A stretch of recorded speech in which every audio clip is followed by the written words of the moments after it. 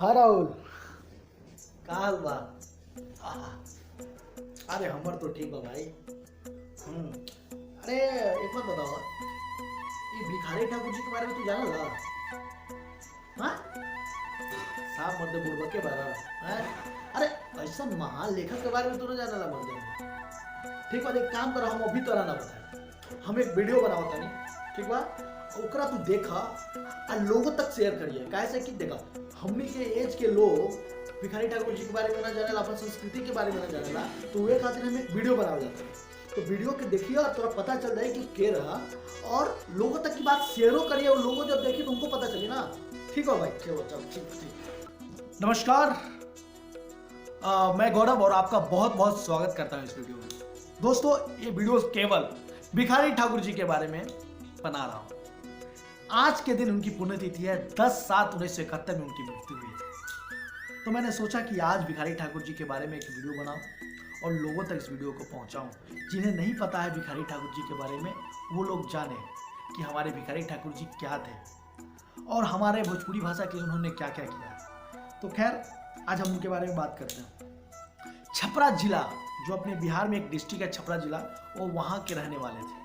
और आप सोचिए कि छपरा से पूरे विश्व में अपना नाम कैसे फैला दिए, कैसे अपना परचम लहरा दिए। पूरे बिहार का, पूरे भोजपुरी भाषा का एक अपने आप में गर्व की बात है। उन्हें लोग भोजपुरी के शेक्सपियर कहे जाते थे। शेक्सपियर अपने आप में एक बहुत बड़ा टैग है, एक बहुत बड़ा अवार्ड से कम नहीं है, क्योंकि शेक्सपियर जो थे एक बहुत बड़े नाटककार थे और उन्होंने भी बहुत ऐसे ऐसे नाटक उन्होंने भी लिखा है, मंचन किया है। तो उसी तौर पे जो हमारे भिखारी दादा थे, उन्होंने भी बहुत अच्छे अच्छे नाटक का मंचन किया है, निर्देशन किया है, यहाँ तक कि एक्टिंग, लिखन भी किया है।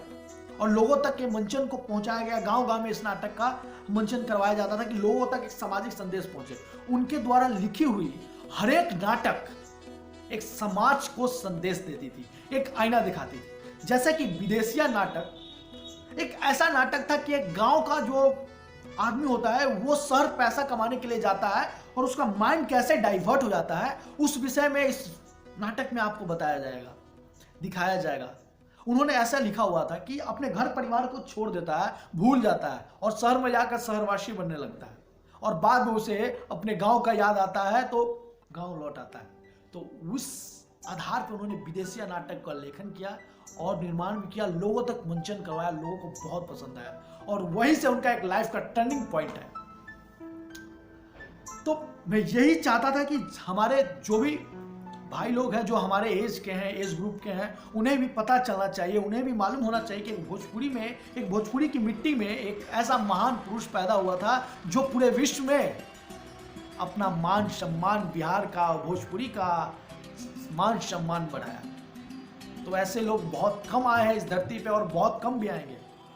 तो मैं यही चाहता हूँ, इस वीडियो को ज़्यादा से ज़्यादा शेयर के लोगों तक पहुंचाइए। और एक और बात बोलना चाहता हूँ, भोजपुरी जो भाषा है ना, बहुत मिठास भाषा है भाई। सबसे ज़्यादा बोलने वाला, समझने वाला और सुनने वाला भाषा होता है भोजपुरी। तो भोजपुरी को गंदा नहीं समझिए।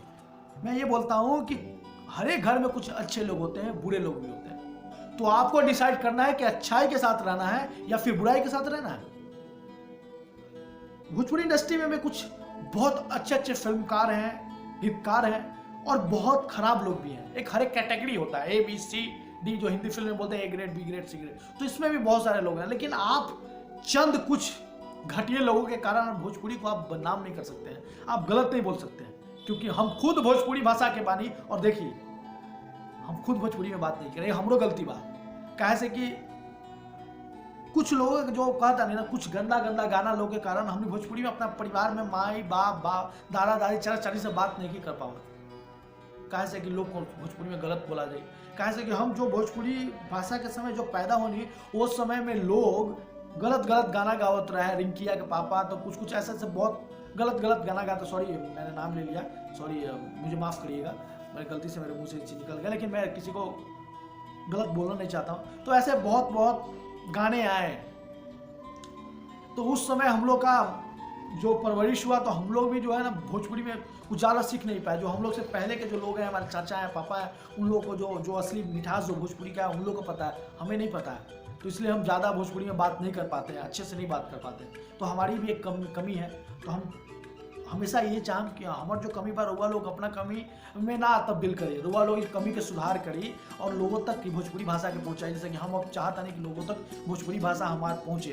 कैसे कि जब हम गुजरात से बैचलर इन थिएटर कोर्स करत रहनी तो लोग हमारा कहे कि बिहार का भोजपुरी में तो बहुत गंदा गंदा गाना होता है भाई, तुम्हारी इंडस्ट्री बहुत खराब है, ऐसे वैसे खराब है। वो लोग गलत नहीं बोलते हैं, अच्छी बात बोलते हैं, क्योंकि उन लोग भी सुनते हैं गलत गाना कि भोजपुरी में गलत होता है। अच्छा गाना लोग नहीं सुनता है, वो लोग भी माइंड फ्रेश करने के भोजपुरी गाना सुनते हैं। लोग भी बोलते हैं कि यार सही में तुम्हारी इंडस्ट्री अब गंदा है। इंडस्ट्री गंदा नहीं है भाई, अच्छे लोग बुरे लोग सब जगह हैं। हमको सोचना है कि हमें अच्छाई का साथ रहना है या बुराई के साथ रहना है। तो हम सोचते हैं कि हमें भिखारी ठाकुर जी की तरह बनना है, तो आप भी सोचिए हमें भिखारी ठाकुर जी का बनना है और लोगों तक भोजपुरी भाषा को पहुंचाना है। और आप लोग से बहुत निवेदन है कि जानिए अपनी संस्कृति, अपनी भोजपुरी संस्कृति जानिए कि हम क्या हैं और कैसे हमारी संस्कृति की उत्पत्ति हुई थी, और लोगों तक इस प्रचलन को पहुंचाइए। लोगों तक जानना चाहिए कि हमारी भोजपुरी भाषा है क्या। बहुत मिठास बा भाई, एकरा जैसा मिठास तो कोनो भाषा में नहीं कहेगा। और हम गारंटी से कहत बानी कि भोजपुरी भाषा जैसा मिठास कोनो भी भाषा नहीं मिले के। कैसे कि भोजपुरी इतना प्यारा भाषा माना कि एक बार बोल कर हुआ देखी, सुन के देखी, समझ के देखी, दिल लग जाए। भिखारी ठाकुर जी के भी अपना भाषा से दिल लग रहा है और हमरो दिल लागत बा। तो हम चाहत मानी कि वो दिल लगाए, अपना भाषा से प्यार करने, लोगों तक पहुंचाए कि हमारी भाषा में कितना प्रेम बा। ठीक बा।